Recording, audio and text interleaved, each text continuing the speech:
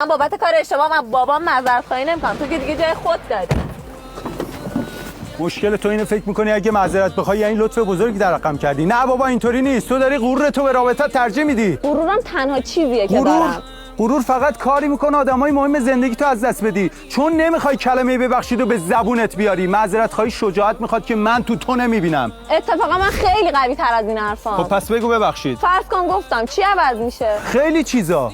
اول از همه خودت، بعد رابطمون. هر بار که غرورتو بذاری جلو یه قدم از آدمای مهم زندگیت دور میشی. غرور شاید یه سپر باشه، ولی آدمی که پشت سپر بمونه هیچ وقت به اون چیزی که مهمه اون میخواد نمیرسه. نه دیگه نشد. من جلو تو باخت نمیدم.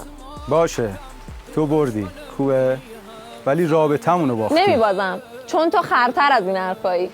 من که میدونم تو دلت چی میذاری، ولی معذرت خواهی تایم داره، بعدش گو هم بخوری فایده نداره.